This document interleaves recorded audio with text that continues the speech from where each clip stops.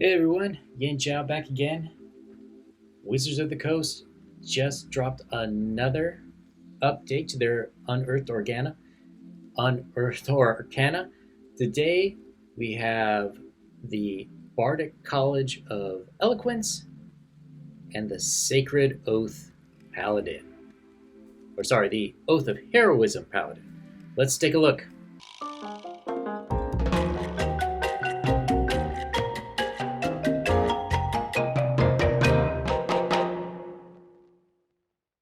Okay, today's going to be definitely a shorter video than usual. For some reason, these seem quite a bit smaller. I'm not sure why. So, first up, Bartok College. Now, anyone who's not familiar, if you play a bard, there are different subclasses, which they say are Bartok colleges. For some reason, there is often a school where bards will go to study their craft. I don't know why other classes wouldn't have a college to go to, but they don't. So today we have one that sounds pretty cool, actually, the Bartok College of Eloquence. So adherents of the College of Eloquence master the art of oratory. Persuasion is regarded as a high art, and a well-reasoned, well-spoken argument often proves more powerful than objective truth. These bards wield a blend of logic and theatrical wordplay, winning over skeptics and detractors with logical arguments and plucking at heartstrings to appeal to the emotions of entire audiences. So this is pretty cool if you are running a campaign where you're emphasizing player interaction over direct combat, or if you at least leave the option open to your players to get out of situations without always having to become murder hobos. So at level 3, Universal Speech, you have gained the ability to speak and reason with any creature. As a bonus action, you can expend one of your uses of Bardic Inspiration. When you do so, roll your Bardic Inspiration die and choose the number of creatures within 60 feet of you that can see equal to the row. Oh yeah, okay. So roll a die, that many creatures. For 10 minutes, the chosen creatures can magically understand you, regardless of the language you speak, and you have advantage on charisma checks made to influence them. This feature works even on a creature that doesn't speak any languages. So this is pretty awesome. Like if you want to be Caesar Milan and you want to be the dog whisperer of Exandria or of the Sword Coast, you could totally do that. And at level 3, that's pretty awesome. Tongues, I think Tongues is around a level 3 spell, but you don't get it sort of what amounts to for free. Yes, you have to use a Bardic Inspiration die, but it's not that much. Monks on the Path of the Open Hand, I believe, sort of get Tongues at level 11, which is still nice, but having something this early on when your characters can always speak to something else, that's pretty dope. Okay, also at level 3, Soothing Words.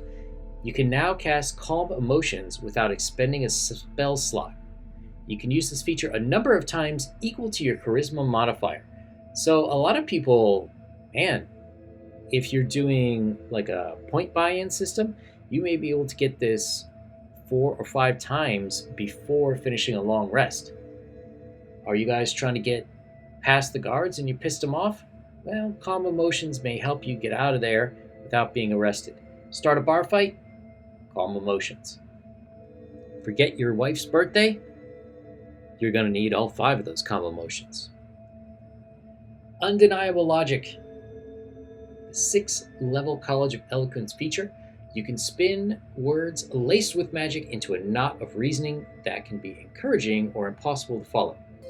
As a bonus action, expend one of your Bardic Inspiration.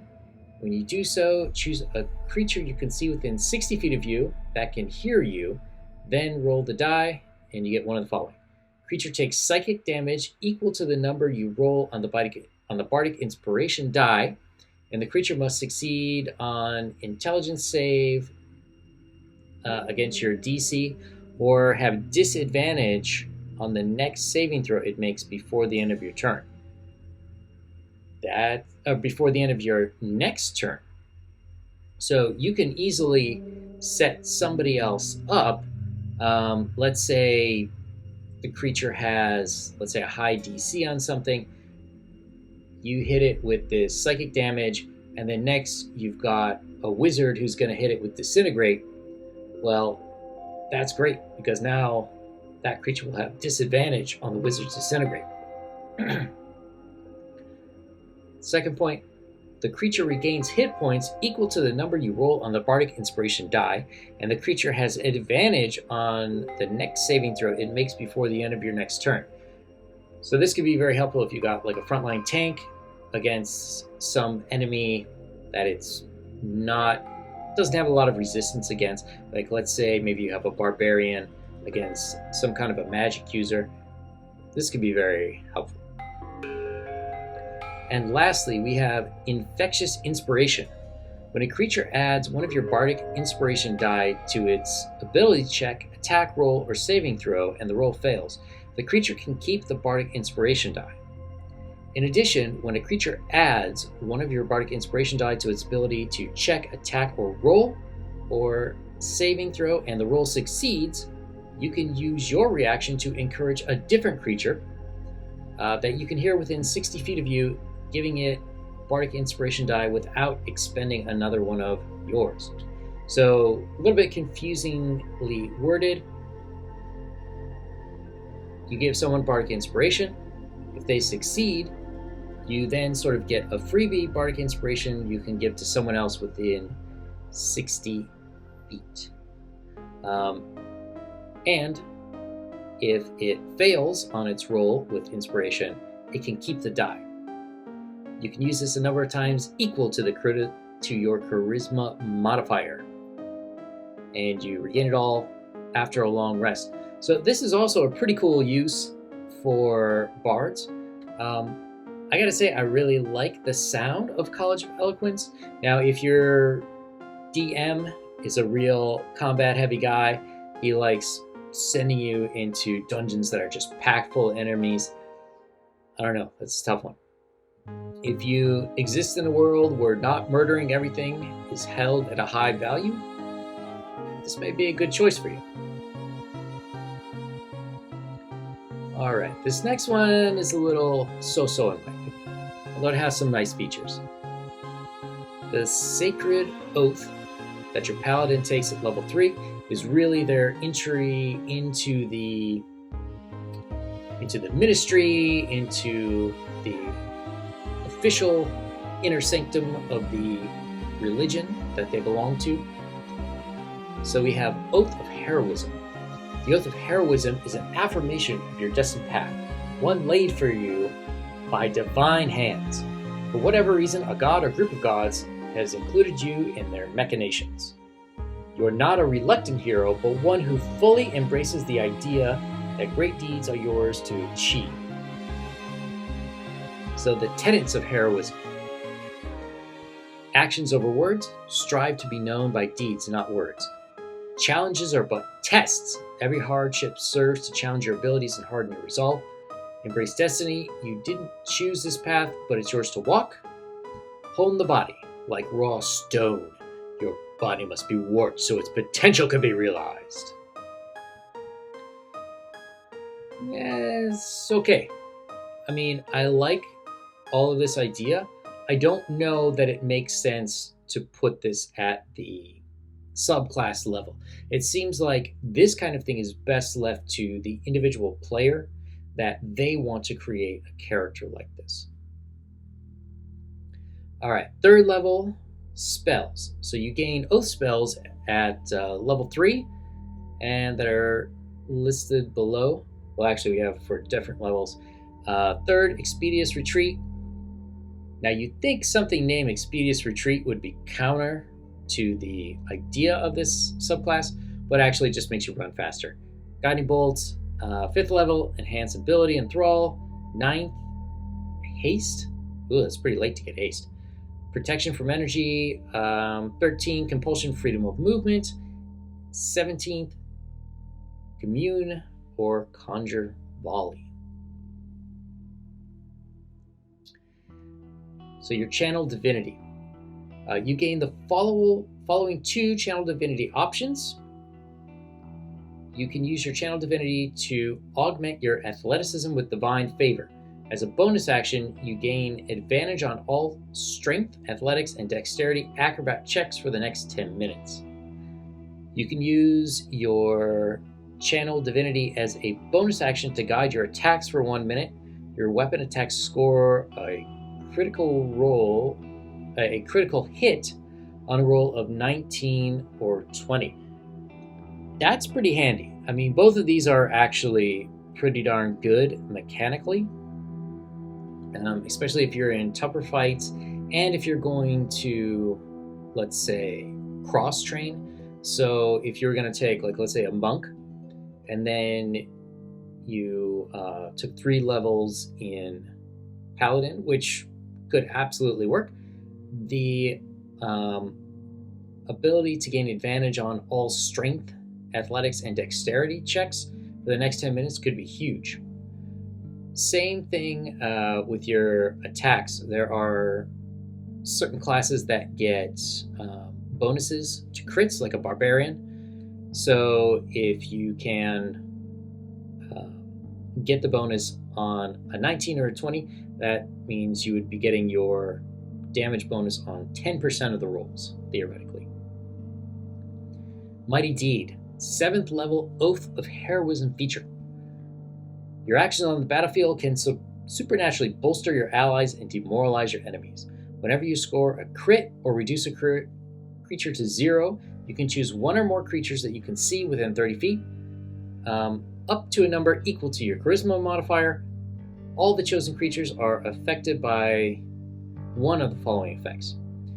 Creature temporarily gains 1d6 hit points plus your charisma modifier, or the creature must succeed on a wisdom saving throw against your spell DC or be frightened until the start of your next turn. So both of those are pretty darn good.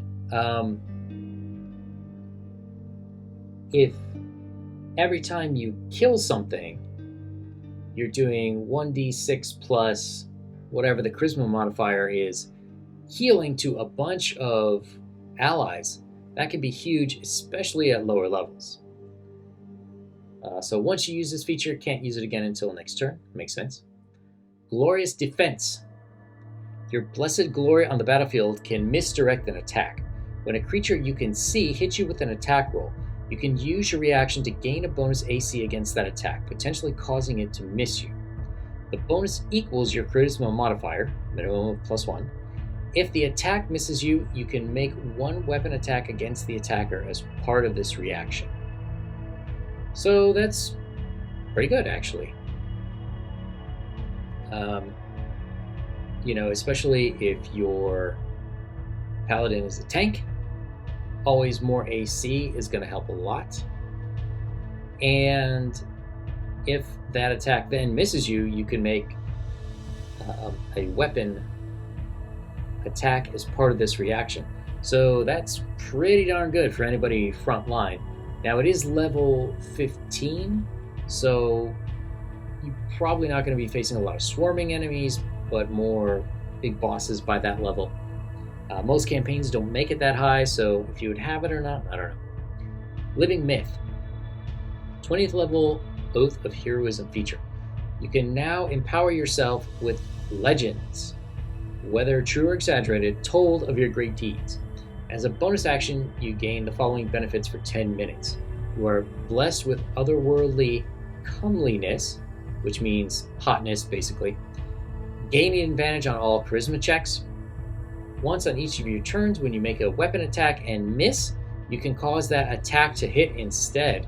I mean, that's pretty good, at least getting 1 hit on everything. If you fail a saving throw, you can use your reaction to succeed instead. Once you use this feature, you can't use it again until you finish a long rest. Now that's a little the wording of that is a little strange, because once on each of your turns, when you make a weapon attack and miss, you can cause that attack to hit instead. That makes it sound like you can use it every round, whereas at the bottom it says you can do once. So I don't know.